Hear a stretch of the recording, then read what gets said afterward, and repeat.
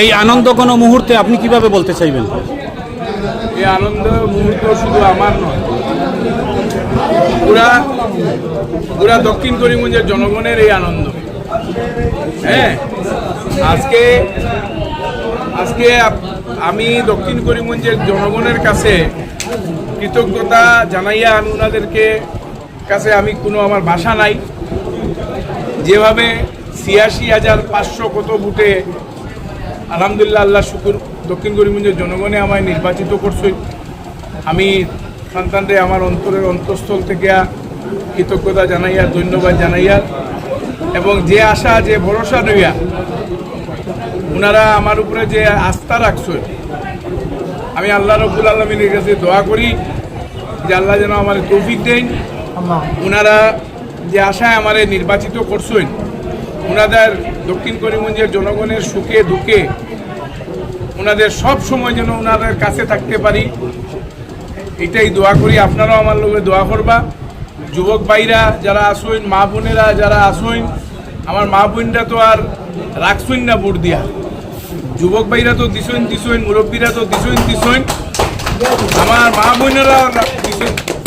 Plus আমি আপনার মাধ্যমে আজকে কৃতজ্ঞতা জানাই আজকে পূর্বাঞ্চলের নর্থ ইস্টের ব্যবসায়ী বন্ধুদেরকে, ব্যবসায়ী ভাইদেরকে, যারা এই নির্বাচনে এসে খুব সাহায্য করছেন আমারে, এবং ওনাদের যে অসুবিধা সুবিধার কথা আমি আমার বক্তৃতাগুলোতে কইছি, যে ওনাদের যে কোনো অসুবিধার সম্মুখীন হইলে আমি ওনাদের পাশে থাকবো।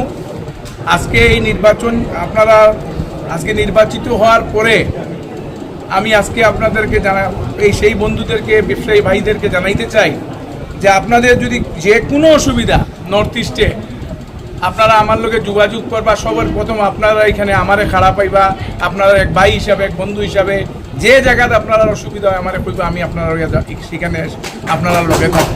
দক্ষিণ করিমগঞ্জ কেন্দ্রের সর্বপ্রথম পরিকল্পনা আপনার কি রয়েছে? দক্ষিণ করিমগঞ্জের অনেক প্রবলেম আছে। দক্ষিণ করিমগঞ্জের জনগণে লীলামবাজারে আপনারা দেখুন, 2টা বৃষ্টি হইলেই যাত্রাপুর রোড বন্ধ হয়ে যায়, রাস্তাঘাটের অবস্থা নাই। আজকে করিমগঞ্জ জেলা শহর, এই শহরের রাস্তাঘাটের অবস্থা দেখুন। আজকে এই জেলার এক সন্তান হিসাবে, এই জেলার এক ছেলে হিসাবে আমার এই শহরের উপরে আমার জনগণের দায়বদ্ধতা আছে আমার প্রতি। আমি ওনার এই ডিস্ট্রিক্টের এক ছেলে হিসাবে ডিস্ট্রিক্টের রাস্তাঘাট নিয়ে সবার প্রথম কথা কইব যে এইগুলো যে অতি সত্বর যেগুলো কাজ আরম্ভ হয়, বিভাগীয় কর্তৃপক্ষদের সঙ্গে কথা বলবো। আর দক্ষিণ করিমগঞ্জের যেগুলো রাস্তাঘাট, পানীয় জল, হসপিটাল এবং বিভিন্ন যেগুলো জনগণের ইস্যু যেগুলো আছে, আমি জনগণের ওইয়া এক প্রতিবাদী কণ্ঠ হিসাবে দক্ষিণ করিমগঞ্জের জনগণের ওইয়া কাজ করবো, ওনাদের ওইয়া কথা কইব। এটা আমার নির্বাচনেও এটা আমার প্রতিশ্রুতি ছিল। আজকেও আমি আপনাদের মাধ্যমে জনগণকে জানাইতে চাইছি, দক্ষিণ করিমগঞ্জের জনগণকে, যে আমার এই 5 বছরে আল্লাহ যেন আমার তৌফিক দে যে দক্ষিণ করিমগঞ্জকে একটা সুন্দর সমষ্টি হিসাবে গড়ে তোলার আমার যে পরিকল্পনা এবং জনগণের হয়ে কাজ করার যে আশা নিয়ে আজকে আমি নির্বাচিত হয়েছি, সেই কাজগুলো করার জন্য জনগণ আমার সঙ্গে সাহায্য সহযোগিতা করেন এবং ওনাদের সেই কাজগুলো যেন আমি করতে পারি, সেটাই আমি কামনা করি। অসমে কংগ্রেসের এই যে পরাজয়, এই পরাজয় বিষয়ে আপনি কি বলবেন? দেখেন, নির্বাচনে জয় পরাজয় থাকবেই।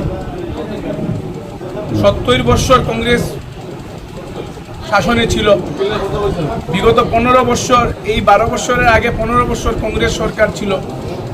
আজকে জনগণ আর সমস্ত আসামের জনগণ যে রায় দিয়েছে ভারতীয় জাতীয় কংগ্রেসকে বিরোধী পক্ষে বসার জন্য, আমরা এটা একটা গণতান্ত্রিক প্রক্রিয়া, হার জিত সব কিছুতেই থাকে, নির্বাচনেও হার জিত থাকে। আমরা অপোজিশন হয়ে সরকারের সঙ্গে কাজ করব এবং সরকারের যে ভুল ত্রুটিগুলো থাকবে, অপোজিশনের এক বিধায়ক হিসাবে সেই কাজগুলো সরকারের সম্মুখে তুলে ধরবো এবং ওনাদের নজরে আনব এবং একটা প্রতিবাদী কণ্ঠ হয়ে জনগণের হয়ে কাজ করব। ধন্যবাদ।